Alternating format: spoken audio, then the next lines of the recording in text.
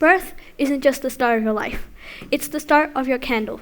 Though you are small, your candle is tall and will last your entire life. Its flame is our hope, our spirit in this world. Without it, we can still live, but it would be difficult, like being in a dark room without light.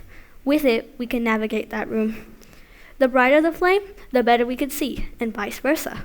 Like a real candle, we can change the brightness. We can feed it for it to glow brighter, gently blow on it to dim it down. Or, if we're not careful, blow out the candle completely. Today, we'll be talking about each of our candles and how kindness and bullying affects them. Whenever you feel alone, your flame is getting dimmer and you are losing hope. A kind word or action can mean the world to somebody. Catherine Macaulay once said, "Let us be shining lamps giving light to all around us." This is telling us that even if our light is low, we can still shine on somebody else's. Kind words and actions can help build up the flame to burn brighter. It's like extra wax being added to the candle. It's more food for the flame to feed off. Mean words and actions, however, dim our flame, lose our hope, like wind gently blowing air onto the candle, weakening our flame. Somewhere in 2022, 5th grade, I was a bully. Well, not a standard bully in a cartoon saying, "Give me your lunch money," and giving people swirlies. I was a verbal bully. I hurt with words, not actions. And I had a classmate whom I disliked in elementary school in America. I've been in some rough waters against her, mostly friendship dramas, her making fun of one of my other friends behind their backs. She apologized, my friend stopped being her friend, and moved on.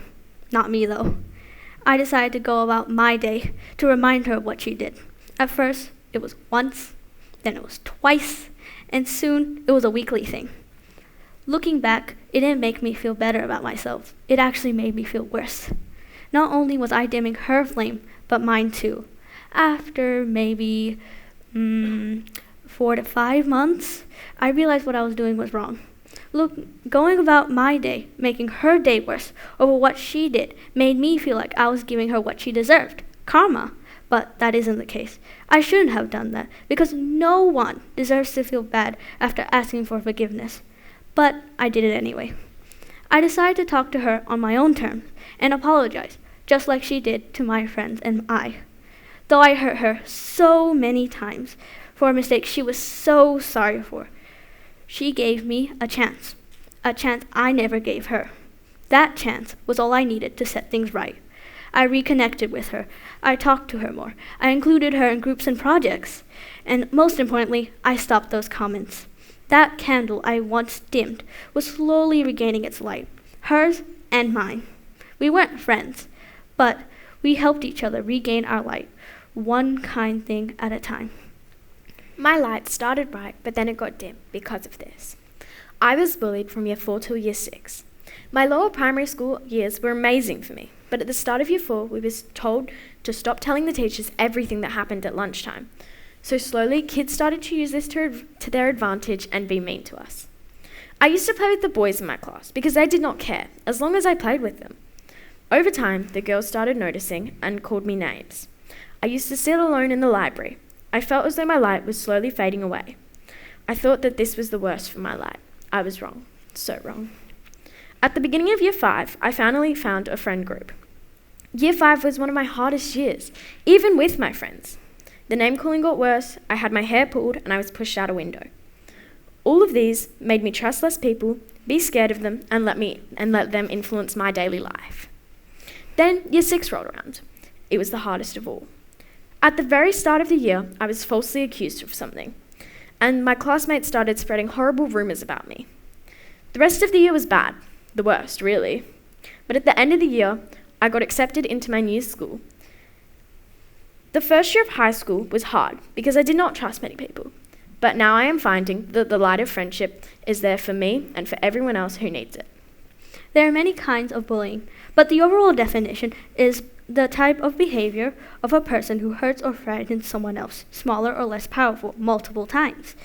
An example could be forcing someone to do something they're not comfortable with, or else you'll spread a rumor or secret about them. There are 3 main types of bullying: physical, emotional, and verbal. Physical bullying is not what you see on TV, where one kid punches another kid and a big bump forms on their head. It's when someone uses their body or physical actions to hurt or scare another. Emotional bullying is when someone tries to hurt another person's feelings, self-esteem, or sense of belonging on purpose and repetitively. And finally, verbal. Verbal bullying is when someone uses words like rumors, mockery, and insults to hurt or embarrass someone, either in person or online as cyberbullying, like what I did.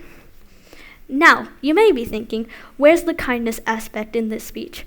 Well, kindness is strongest when we feed it to a weak flame.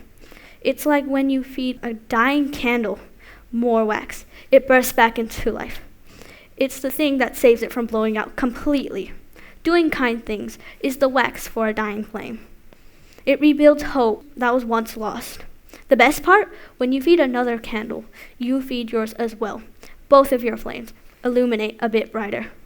So go out there and do something kind. Anything, from saying hello to a stranger to giving a gift to somebody. There are endless kind things to do for someone else. Instead of being the one dimming someone's flame, be the one who feeds it to get brighter.